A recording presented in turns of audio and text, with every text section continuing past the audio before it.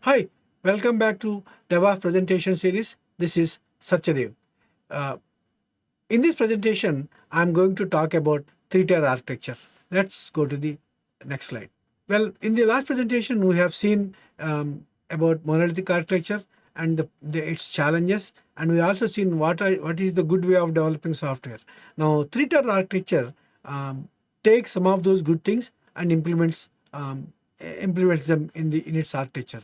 Now, a three-tier architecture is a very common and popular architecture, also known as client-server architecture, in which the user interface, functional process logic, which is business logic, computer data storage, data access thing, and data access and the data components are developed and maintained as independent modules, most often on separate platforms. It is an architectural pattern for enterprise applications, especially web applications, because it provides several benefits related to scalability, flexibility, and maintainability. The three tiers refers to the three logical and often physical layers of these of the system, that it builds upon. So those three tiers are client tier, application tier, data tier. Client tier also called as presentation tier and user interface tier. Application tier is also known as logic tier, middle tier, business logic tier. Data tier also called as data access tier and storage tier. Now I promised you that in my previous presentation that I'm going to talk about the difference between layered architecture and tiered architecture. Layered architecture basically means, in a way I could say, tiered architecture is a big bucket for a layered architecture. Layered architecture basically means you have different components, one top of the other. Like, for example, in the networking, we have 7-layered architecture, right? So OSI reference model, 7 layered. So like, application layer, presentation layer, blah, blah, blah. You have several layers, right? Sessions layer and all these things. So one top of another or one below the another, like that, So but they are all kind of connected together. Even though you design the code such that they talk in a loosely coupled manner, which is good. But technically speaking, they are all one single software, but they are separately, separate. So for example, you would say separate classes or separate, packages, I would say, but same code base. So that's what it is. Layered architecture means. Tiered architecture means it is totally different thing. Three different components, right? So when it comes to three-tier architecture, there are three different tiers: client tier, application tier, and data tier. So three different, I would say, objects are two different applications, but they talk to each other. That's what it is, right? So that's what three-tier architecture means. Let's see the characteristics of three-tier architecture. Request flow.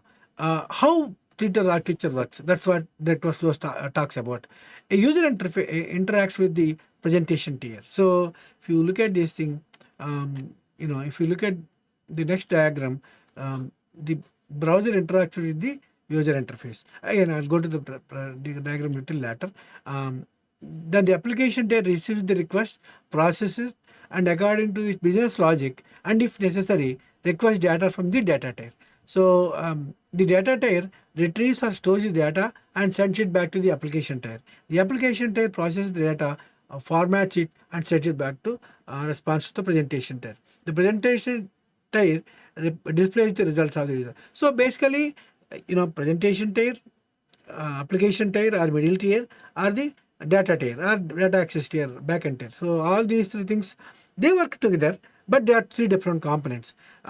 One thing that is very important to observe is you cannot cut the application tier and go back to the data tier, because the flow is always from presentation to data to presentation to application to data, and similarly data to presentation, data to application to presentation. You cannot cut this middle application there and go directly to data. You can't do that. Whereas in layered architecture, it is not recommended, but it is possible because that's one single software, right? So normally the way it works is the application tier runs as a service, web service, or whatever service, right? So uh, TCP IP service, whatever it is. So it runs as a service, and the client and exposes a port. The client connects to the port and sends data, and this application takes this data and formats its supply business logic and sends to the database there, which is also another. It could be uh, another TCP IP application. Then it receives it, and then do the database operations, whatever it is supposed to do.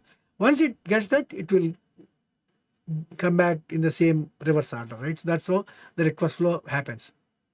That is the first characteristics. Second one is strict separation. I was talking about this. The presentation tier never communicates directly with the data tier.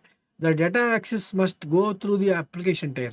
This enforces security, consistency, and allows the business logic to mediate all the data operations, which I already talked about it. Scalability. Yeah, this is very, very important. Each tier can be scaled independently. If the user base grows, you can add more web servers, presentation tiers, or application servers without necessarily increasing the database capacity or vice versa.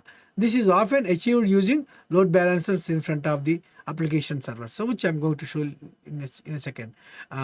It is easy to scale. I'm talking about horizontal scalability. Vertical scalability, yeah, I mean, you can do it, like, but there is a limit for vertical scalability. Means like hardware scalability, right? You keep on adding RAM or hard disk, but you can't do it forever, right? So there is a limit that a system can take this much of maximum RAM, this much of maximum hard disk, right? So that's vertical scalability. So you are done after some stage. Horizontal is not like that. You have 10 services here, you have another 10 there, another 10, like that we can have, right? So multiple boxes. There's unlimited. Like horizontal scalability is more recommended nowadays. So that's how the scalability works. Technology independence. Different technologies for it. Yeah, I mean, because 3 different components, and they, like I said in my example, it's a TCP IP server. You can have a web application, or you can have a standard application written in Java, or written in Python, or written in something like whatever language, Angular, or whatever language you prefer. You write in front end. You don't care about what language the business layer or the middle tier is written. So it could be written in Java, but the Angular front end can talk to Java server. Again, database can be anything. Like you could use a PHP, or you could use something like C Sharp, whatever, or C++. You can also use C++ for your data access layer, and you run it as a service, and you talk to the TCP IP. So it's like 3 different technologies you can use. That means 3 different teams can work on those applications, right? So that's what it is. Let's see the pictorial representation of 3-tier architecture. The one important point I would like to mention here is that even in 3-tier architecture, there is going to be only one database. So apart from these 3 tiers, like client tier, application tier, and data access tiers, even though they are different, you have single database server. Now, like I said in my previous presentation, monolithic also, you have a browser and a load balancer. Whereas here you see you have one load balancer for client, another for application, another for data access layer. Now, all these things, maybe you can have one machine, all these instances, because they don't have the business logic. These are relatively small compared to the monolithic one. So you can have many number of instances. So here, now you load balance them. Now these guys will talk to another load balancer, which will actually send requests to application tier. Similarly, you have another load balancer data. Now the advantage with this, I'll tell you. So let's say there are several people connecting, but they are doing not very lightweight operations. So you can have 10 instances of front end, but you can have only 3 instances of application tier, which can be load balanced, right? So which can be load balanced, and then maybe 2 data instances are enough, and 2 are enough. So you can see that, right? So let's say it increased to 25, then you make it maybe 10, or maybe 6, right? Then you make it maybe 4. So you see, independently you can scale them, right? So the instances can be scaled like depending upon the load. right? So whereas in monolithic, if you have 25 instances, needs to be all the 25 needs to be there in one machine, which you cannot do. So parallel processing, like horizontal scaling, you can do with hard work, but it's it's not that great, right? So that's what I'm talking about. So this is what the three-tier architecture is. So yeah, what are the pros and cons of three-tier architecture? Well, there are certain little bit of challenges in three-tier architecture also. Let's talk about it. First feature is scalability. Uh, Independent scaling, which is a pro, which we already discussed.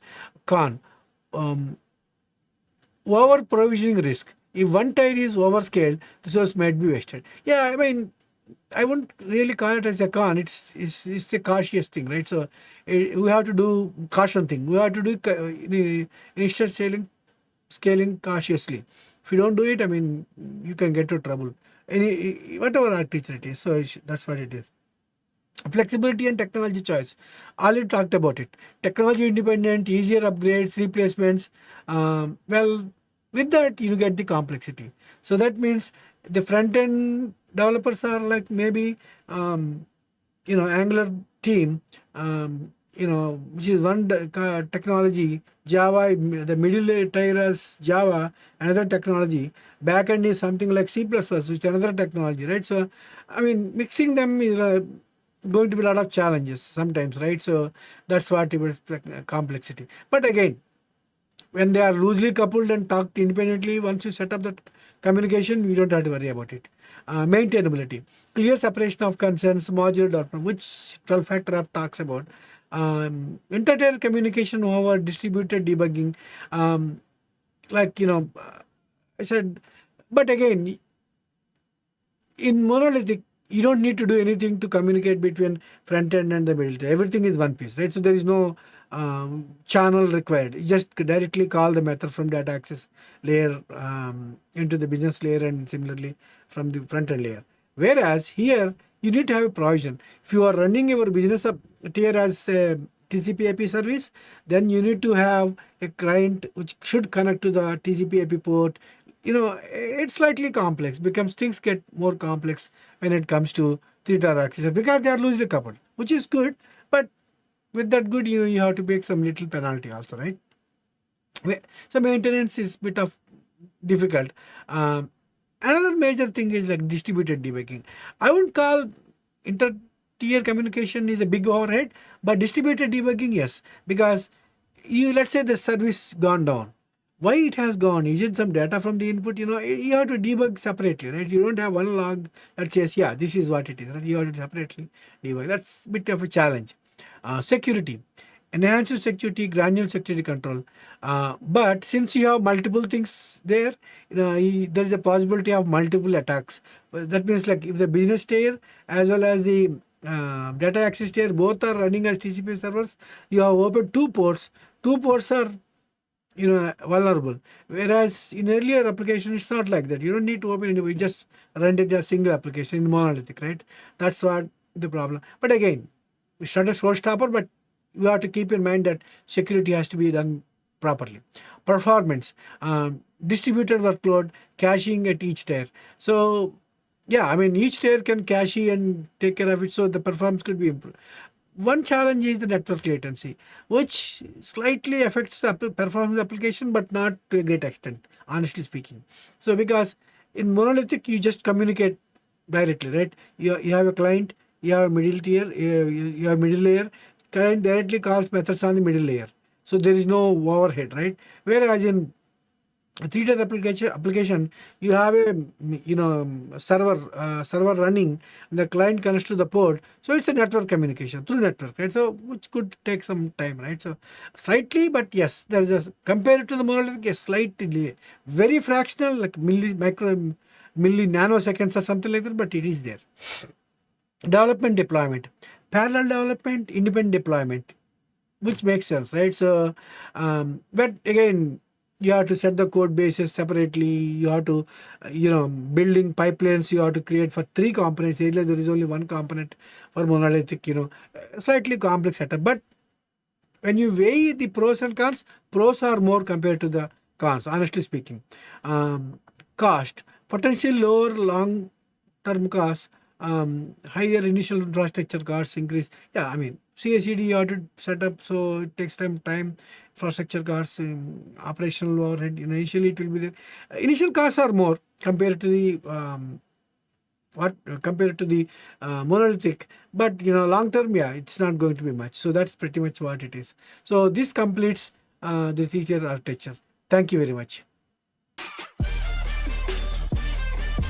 Like, share, comment, and subscribe VNR Digital Learning Resource YouTube channel.